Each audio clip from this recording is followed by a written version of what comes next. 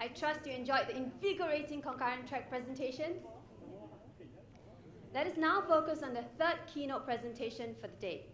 Our next speaker has been working and publishing on education and training policies, lifelong learning, technical and vocational education and training, national qualifications systems and frameworks, adult learning, low-skilled individuals, workers, adult literacy, new competencies and assessment of adult skills, school-to-work transition, validation and recognition of non-formal and informal learning outcomes, credit transfer, statistical indicators, econometric analysis of education, and the labor market.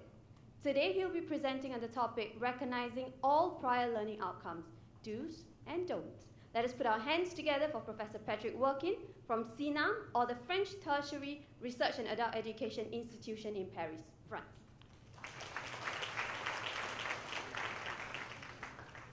Good afternoon. Dear Professor Chang, President of SUSS, dear participants and all protocols quickly observed, I'm here to talk about recognizing all prior learning outcome. And I underline all, so if you want to fall asleep, you have the main message in the title, which is, I guess, efficient. I used to call it recognition of non-formal, informal learning outcomes, a bit boring. Most people call it recognition of prior learning. So in about 4 hours, I want to do definitions, general ideas, and as we go along, talk about some issues, some do's and some don'ts. I know from the dinner the other night that there are people from Australia here, and you should talk to them, people from Singapore, because they've been doing a lot of good job in RPL. I'm told they changed the name, they don't call it RPL anymore, but I will have to talk to you a bit later. So definition, that's the boring part, but I have to do it because I was lucky enough to come early this week and do a lot of workshops. And I realize it's good when we talk the same language. Okay, so for most of you, it might be known territory, but it's never bad to repeat the key concept. So for me, it started when I was at the OECD in the early 2000, and after 4 or 5 years, with my English colleague Michael, we published this book, and we found a lot of mechanisms, we call them mechanisms, for promoting lifelong learning. And we found that together with qualifications framework, together with credit accumulation and transfer, together with involvement of all stakeholders, information and guidance, we found that recognition of non-formal, informal learning, or recognition of prior learning, I will say RPL from now on, otherwise it's too long, is a good mechanism to promote lifelong learning. So after that, we did a lot of research. I did a lot of research. Then I left the OECD, and I'm still traveling the world to recommend the implementation of RPL, because I truly believe it's a solution for many issues, and it's a big promoter of lifelong learning. And in case you were wondering, this is not my voice. I was attacked by the air conditioning, and I'm not used to it. The main idea is, it is a philosophy, and I like, I did not realize I was listening this morning, and I like learning a way of life, and I think RPL is also, in a way, a way of life. That we all learn everywhere and all the time. And I'm telling you, the consensus stops there. As soon as you want to put value on those learning outcomes, as soon as you want to put a name of them, and I've been traveling basically Latin America, Africa, and Southeast Asia, there is no consensus. And in fact, I have a lot more people against me than people helping me to promote RPL. There are a lot of stakeholders not really convinced, to say the least, about the value of RPL. And because we learn everywhere and all the time, we should give currency to the corresponding learning outcomes. And we should recognize them. And that's where maybe it's interesting for people not aware of RPL is you don't have to go all the way to a qualification to make RPL sensible. You have many alternative options, like giving credit, giving exemptions, everything. And the basis of RPL is assessment. The core of RPL is assessment. If you want a definition, I would say it's a process. I would say a process relying on an assessment of learning outcomes, most of them coming from non-formal and informal learning outcomes, meaning that the formal learning outcomes are already recognized, already assessed in the formal learning system, and so we take care of all the rest. And that's about visibility. I like the keyword visibility. He has many applications, he has many names, and there's some confusion. I remember people in Malawi telling me, oh, we don't have a portfolio system, so we're not doing RPL. And then I looked at the Malawi system, and they have been doing RPL for 40 years without knowing it, without calling it RPL. Germany is the same. German people will tell you we are against RPL, but in fact they are doing it. They are doing it for access to university, for instance, based on experience. And also something I found out here is that a lot of people believe that RPL is about awarding a full qualification to people. That's not necessarily true. That's not a yes or no thing. On the contrary, and I think it's why it is a good policy tool. I think this is why it's good for policymakers. It's because there is a continuum of options. Depending on your issues, depending on what you want to do, you may use RPL for many different things. The issue is that recognition has many meanings, and what matters to me is societal recognition. Very simple idea. Whatever you give to successful applicants in the RPL process, it has to have currency in your society.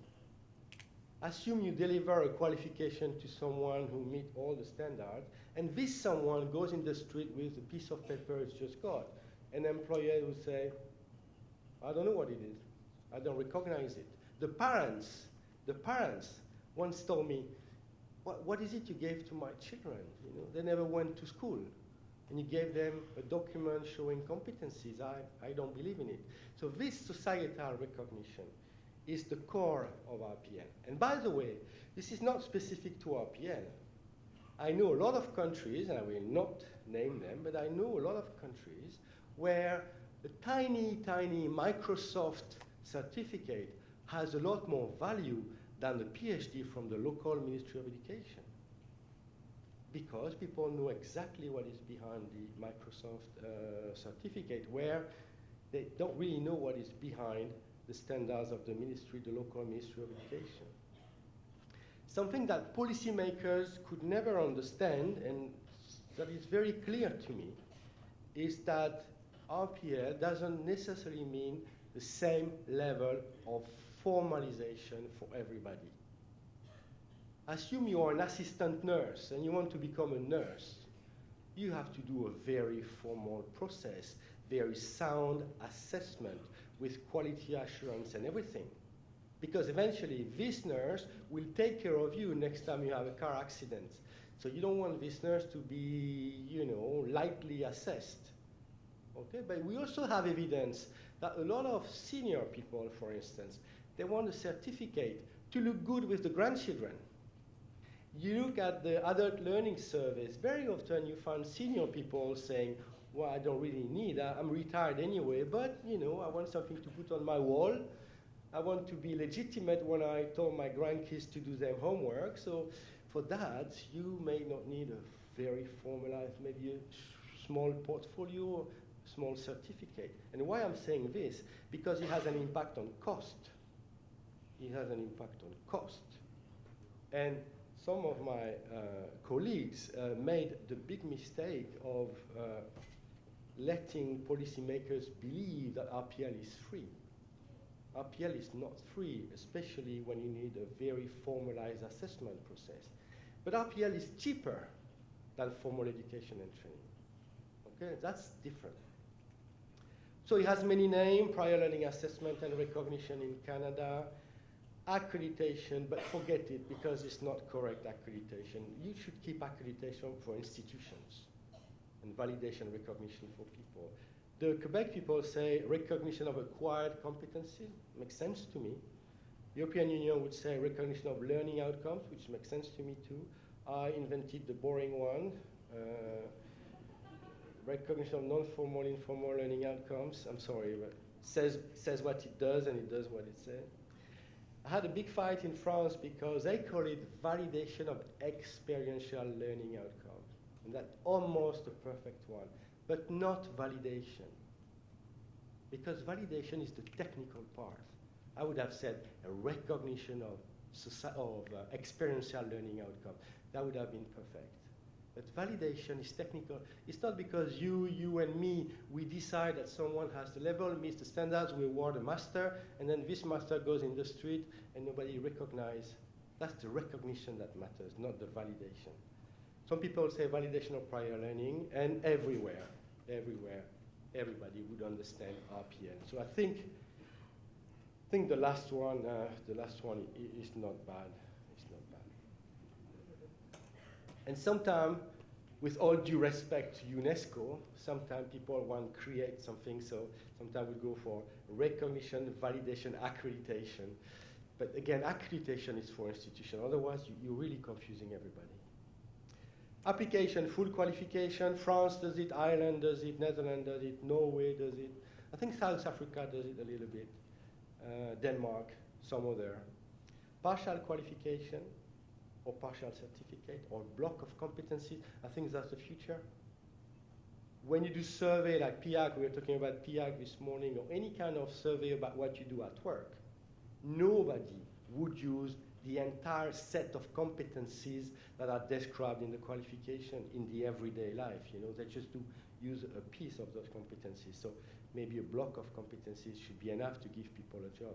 Credit, obviously, I think this is the Australian approach, credits toward a qualification. The one I like for Singapore would be exemption. The one I like for Singapore would be exemption. I don't think Singapore is ready for full qualification.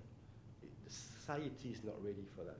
After a week of work here, many workshops, I'm fully convinced. But somebody 35, 40 with 20 years of experience, no qualification, may reasonably claim to have access to higher education.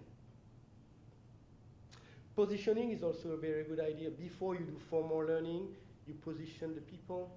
So you just deliver to them what they need. You don't start from scratch. One of the reasons adults are not very good at, are not very motivating at resuming learning is because they know so many things, they don't want to learn what they already know. And obviously, and this is connected to exemption just above, exemption of all or part of the curriculum. And what most countries do in the world, a simple certificate. I did it in Morocco, I did it in Chile, I did it in many countries.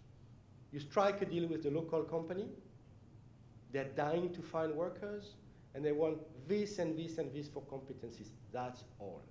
You strike a deal with them and you tell them, if we prepare them, if we assess them, would you hire them? And the company will say yes. Local value, obviously local currency, but a lot of value for the people. They get a better wage, they get a decent job sometimes, and the company can find assessed competencies. Okay. So all this could work for Singapore, probably not the first one. So, use correct, non-confusing vocabulary, do not invent new terms, communicate. First time I went to Japan, I could not make myself clear, really. They could not understand what I was talking about. And so we had a lot of explanation, and then they liked the idea. They have a lot of occupations that are not taught anymore in the initial system, like putting gold on statues or fabricating kimonos. So they need to transfer competencies from the workplace. Don't use confusing, sometimes offending terms. Don't use informal competence. You know, competence, you have it or not. You may have acquired the competence in a more or less formal setting, but the competence, you have it or not. There is not such a thing as an informal competence. and even less an informal qualification. There is nothing more formal than a qualification. There is a stamp on it. That's absolutely formal. And don't use jargon. All those terms I'm using is for us. As soon as you go with applicants, as soon as you go with end users, employers, people, family, you drop all this. You talk lay language. So in short, RPL is about saving money, saving time, which is about the same for potential learners. It's about motivation. You should see how motivated people are when they realize they will get a qualification or some credits toward a qualification or whatever, without sitting in a classroom and be taught something they don't like or they were already taught or they already know. There is a strong, strong appetite for qualification among the adult population, but very little appetite for formal learning, especially among low-level people. They failed at school, and most of the time the adult learning system is sending them back in a classroom. They don't buy into it. We have to invent new system, and RPL is part of this new system. And what I find extremely interesting in France is that we have started delivering a lot of qualification since about 15 years. And very often you hear these people getting a bachelor through RPL, telling us, I'm good at that. I didn't know. I didn't have any chance when I was a kid. My parents were divorced. They were fighting the family. You know, I didn't have a place to study, so I ended up in the labor market at the age of 16. I was never given any chance, but I'm good at that. I got my bachelor, and I will register in the university next door and take a master, formally, in the formal system. It's a stepping stone. It's totally consistent with lifelong learning. Okay, some general ideas. So I have only 2 sections in my PowerPoint presentation, so it should be fast. Key idea number 1, the main target group. Don't be confused. The main target group is for people with competencies, but without the corresponding piece of paper to describe those competencies. Okay? If you don't have competencies, which is probably very few people in the world, because you would be amazed how competent people are. In Africa, I keep saying the same example, I'm sorry, you heard it already yesterday, but in Africa, in Malawi, they bricklay, the bricklayers, not a single brick has the same size. And they bricklay perfectly. Perfectly. And those people, they make, Singaporean people will cry, they make, I don't know, $20 to $50 per month. Obviously, the standard of living is not the same. I know you're with me, but as soon as they get this tiny piece of paper, this certificate whatsoever, they multiply by 1.5, 1.3, and it makes their life completely different. And the other thing I want to say is for people without competence, the next best alternative is formal education and training. That's what Germany could not understand. Germany doesn't do RPL because they have this wonderful, any German in the room? Nobody's German in the room. Okay, so I can gossip about Germany. My wife is German, okay? But by chance, she's sick in bed. She was attacked in a stronger manner by the air conditioning. Anyway, Germany doesn't want RPL. Even today, even in 2019, even if the Commission, the European Commission, is strongly pushing for all countries to have an RPL system. Because they have this wonderful dual system. I'm sure you know about the dual system, 80% of your time in a company, 20% of your time in a school, and so you learn at the workplace. And they're thinking that RPL is a competitor, and I keep saying, no, RPL is not a competitor. It's even the same concept, experience mixed with formal learning. Anyway, so RPL is a friend, is a companion of the formal learning system, not a competitor. You will never see a young person, 18 or 19 or 20, saying, I will not take my bachelor at SUSS because I will do the RPL system in 10 years. You will never do that. You will never see that. RPL is not the fast track approach. RPL is a second chance of qualification.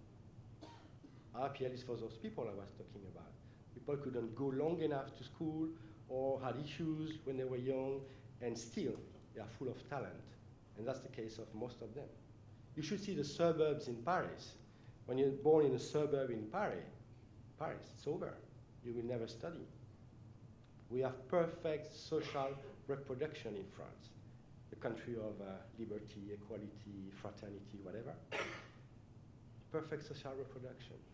Look at PISA study. It's amazing. We are number one. That's the only place we are number one in the world. We are number one in inequality. If you're born in the right family, you do study and you have a good job. It's amazing. It's amazing. I have statistics, you would cry. Key idea number 2, it is the learning outcomes that you assessed. And I'm talking again to whoever wants to implement an RPL system. Don't accept people to tell you, have been learning for 20 years, give me a qualification. No, no, no. Out of those 20 years, what did you learn? What is it exactly you know? What is it exactly you can do? And this is what you assessed, not the length. If you can play piano in 6 months, fine. If you need 20 years, fine. But you assess playing piano in a nice way, obviously. Let's talk about violin, because violin, you really understand what I mean about playing violin, not the nice way. Assessment is the heart of the system. For trust, for parity of esteem, don't build a system whereby the RPL people are the second layer. And I would do the other way around. If I was an employer, I would only hire RPL people because they have the experience, and us, good people, good assessors, we have given them the qualification. They have everything of the two words. But they're frightened because they don't know the input process. At school, you know, you control the teachers, you control the size of the classroom, the timing, the schedule, everything. You control everything. So the input process is very well known. In RPL, you could learn with your dad, you could learn in the street, you could learn. So this is frightening for people not familiar with the system. So the only solution is to do quality assurance in the assessment. And the only solution is to accept that people who do not deserve the qualification, who do not meet the standards, will not get the qualification. And that's also something I'm being beaten all the time by the charities, by the not-for-profit association, by some. They say, yeah, but they went into the process, give them something. No, no, no. You give them something if they have the learning outcomes, and only if they have the learning outcomes. It takes 15 years to build a reputation. It takes 3 months to kill it. So if you start delivering fake qualification, you're shooting yourself in the foot. Guidance is key. I don't have time, but we have wonderful econometric evidence in France, whether you have guidance or not, change completely the process. Don't make people believe it's free, and don't compromise an assessment. So what is it exactly, assessment? That's about the only picture I have. So how much do you need to do when you do assessment? Ah, catastrophe. Jesus Christ, what did I do? Okay. I told you my wife is German. So where do you need to look at? Here, here. You look at many places, but you see nothing. That's what assessment is about. You have to train your assessors so they know exactly where to look. I'm sorry for taking my other example for bricklaying, but just by coincidence, I'm working a lot with bricklayers. Professional bricklayers, they always tell me, after 3 minutes, looking at somebody bricklaying, I know whether he's a good professional or not. Even the minute he would take the tool, you know, the way he would take the tool in the hand, I know whether he's a professional. So when you train your assessors, it's about where to look at. And sometimes you just need a little bit to know whether a person is a good bricklayer. I don't know what's your background, but think about your background. I'm an economist. I talk 10 minutes with a supposedly economist. I know whether he's an economist or not. And that's the same in psychology, that's the same in everything. If it's your field, you cannot be tricked. And that's why I'm sorry for Singapore again, that you cannot digitalize everything. At some point, you have to have human beings, you have to have professionals coming into the room and talking to your applicant for a bachelor, applicant for a master, because that's the only way to create trust. If you digitalize everything, then nobody will ever meet a human being, and then they will get a qualification, and they will go in the labor market. And the employer will say, where did you get this qualification? Over there? Where did you study? I never studied. Who assessed you? A machine. Then the employer will take someone else.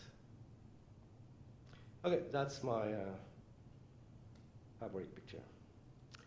The heart of the system, it has to be transparent, valid, reliable, and authentic. I don't have time to talk more about assessment, but it's the core of the thing. That's where you should put all your quality assurance. That's what I meant. And obviously, if you ask me, a typical panel of assessors would be 3 people. A specialist of the field, a professional, a teacher, and an RPL expert, just to balance the assessment. And that means this is very expensive. In the initial education and training, 1 professor would assess the full theater. In this system, you need 3 assessors for 1 applicant.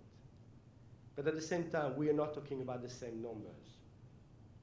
South Africa had a lot, Australia had a lot, but I don't know the figures. I know the numbers in France.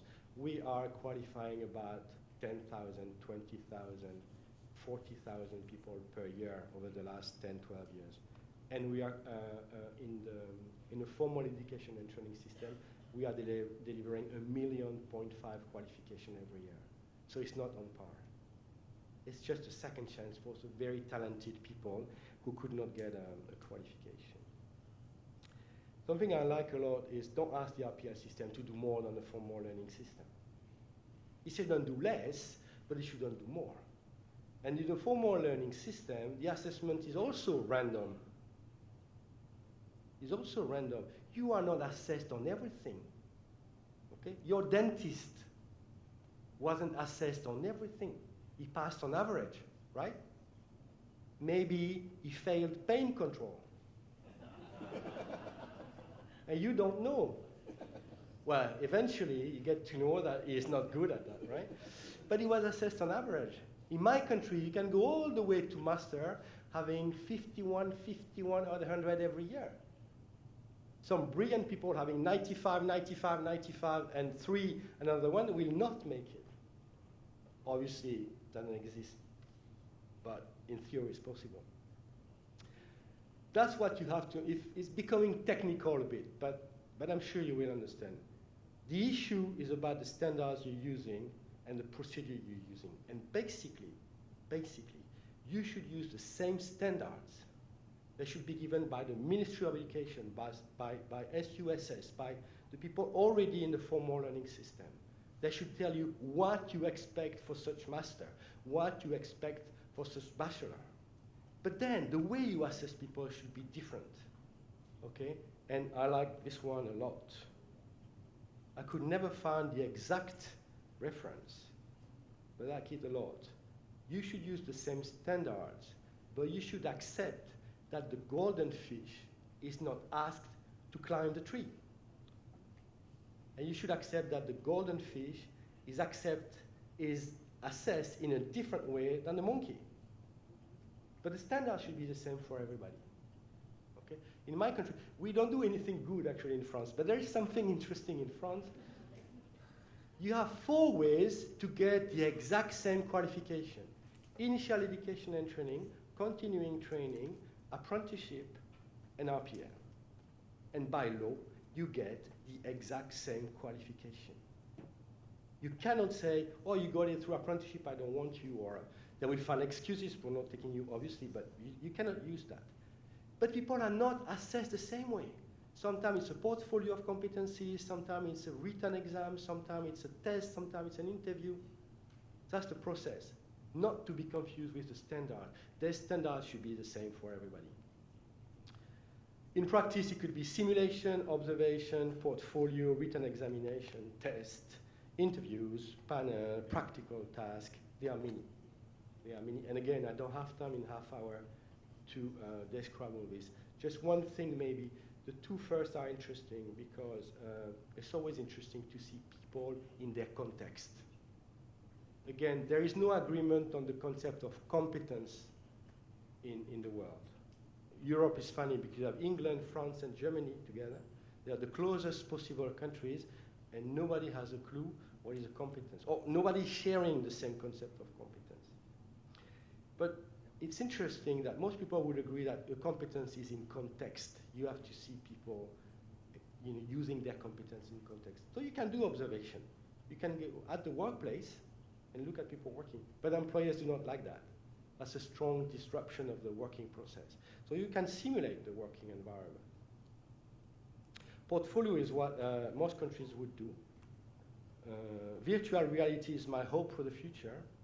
Sort of a mask, and you create an environment and you ask people to behave in this environment, but that's expensive. Next key idea is double currency in the education training system, currency in the labor market.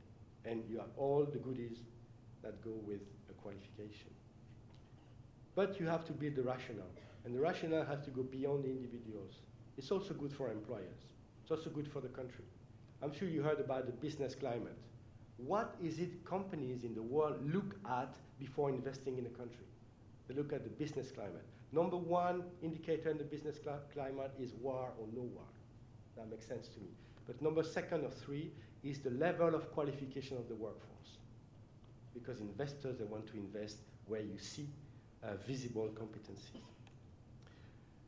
It's relevant everywhere, including in the tertiary education sector. I have to admit, it's easier in the world of TVET, what you call sometimes VET, vocational education and training. It's easier because it's easier to assess people. In higher education, it may take a little bit more time to assess that someone has the level of a master. At the same time, in the TVET sector, most of the time people are illiterate, especially in Africa. So assessing illiterate people is not easy either, where in the tertiary system, you can probably give them written exam, essays, portfolio. RPL is relevant to all modern approach, like individuals learning. The learner is in charge. It's about learning to learn. Okay. Even if the most difficult things, very often in France, at least in the RPL system, is having candidates to tell us what they're good at. You should see the normal people sitting there and saying, I'm not good at anything. And then you start talking to them and they, oh, but you speak 3 languages. Oh yeah, one is, my mom is speaking this, my dad is speaking. So you speak 3 languages. This is very unusual in France, very, believe me. There is no such a good thing on an RPL system. There is the RPL system you need. And that's my main message to Singapore. What are your objectives? When I go to Africa, first thing I sit and I say, what is it you want to do? You may not need RPL. Just tell us what you want to do first. I'm almost done because I see it's red everywhere in front of me. Okay, what is difficult is that you have to have a formal learning system that is friendly to RPL. If every single qualification needs 6 months of internship, if it needs whatever, then it's difficult to do it in RPL. If your learning outcomes are too granular, if you describe every single task, then how can you do RPL? RPL, you're looking at the big picture. You're looking at the potential of someone to, work at this level. You're not looking at all the tiny little pieces of competencies. And you have to accept, and this is very difficult in some countries, that a qualification is the result of a learning process, not a learning program. You can learn by yourself, but you have to learn eventually. I told you I like visibility, so I've saved a little bit of time. I told you this is new route to qualification, so I save a little bit of time. It's about equity. It's about equity. If we want everybody to be on the picture, then we have to propose second chance. And as far as I know, and I've been in this field of education and training and lifelong learning for a long time, it's one of the most inclusive approaches. And everybody's welcome. And what I like a lot, again, being French, is that this system is asking you what you are good at. In my school system, the teachers keep telling people, you're not good at this, you're not good at it. But teacher, I've done everything good except this. Yeah, but you have to work on this, right? I'm sure in your country it's about the same. The teachers are a funny group of people. Here, you have people coming to you and tell me what you're good at. First time in their life for some people that they hear that kind of question. What is it you can do? What is it you know? And I think it's very, very motivating, and self-esteem is boosting. And self-esteem is a very good predictor of resuming formal learning. It's a very good predictor of getting a job, etc. You never get anybody completely depressed to have a job. You know, you go to an interview and you're dying, you don't get the job. So to conclude, don't transfer a system from a country to another. I've seen that so often. You should travel to Africa. If you have a consultant from Germany, you have the dual system. If you have a consultant from the UK, you have the NVQs. If you have a consultant from France, you have validation of experience learning outcomes. If you have a consultant from Scotland, Ireland, you have the national qualification framework. It's amazing. Literally the same, and it doesn't work. Okay? So decide about your needs, identify your need, and learn about the other, but adapt to your own country situation. And do top-bottom, obviously, because people are not ready to invent this system at the ground level. Learn from the ground, okay, but you bring the tools, okay, and you invite all the possible stakeholders. Don't make it, don't make it too cheap, because if it has no value, it has no value. Are you with me? You're delivering a master for a few cents, then, you know, for the people, it doesn't make too much sense. So it should not be too expensive. It could even be symbolic, but it has to have a value for motivating people to work and to be relevant to the rest of the world. Learn from the others. Check what is acceptable in your culture. I was working in Southeast Europe, and the guy told me, not in a million years. By RPL, no, we believe in our school, we believe in our university. If you don't sit in this university, you don't apply for a job. Well, I'll come back in a million years, I'm very patient. You pilot, but you pilot vertically. Don't do a master RPL in engineering, a master RPL in sociology, a master RPL in economics. You will learn nothing, or you will learn the same thing all the time. Do a vertical. You start from training assessors, training guidance officers, hiring some applicants, inviting some applicants, creating your assessment system for one master, whatever master. Then you check these people, what they are doing with the master. Did they go for a PhD? Did they go in the labor market? If they went in the labor market, did they get a better job, a better wage? You see what I mean? You check the entire thing just for one or two masters. If you multiply the number of masters, you will learn the same thing all over again. Involve all possible stakeholders. The main issue sometimes with RPL is people having big egos, very big egos. They were not involved from the beginning, so they don't recognize the thing. You know, a big employer in Morocco, very big employer in Morocco, would you hire those people? I wasn't invited at the first meeting. I don't want to hear about this. So invite everybody, and also collect their opinion. And if you can, which is impossible in 175 countries in the world, make Ministry of Education, Ministry of Labor to collaborate. This is silly because they have a lot in common, but they don't collaborate. In the best case scenario, they don't collaborate. Most of the time, they fight. Fix a reasonable price, and that's over. Thank you very much.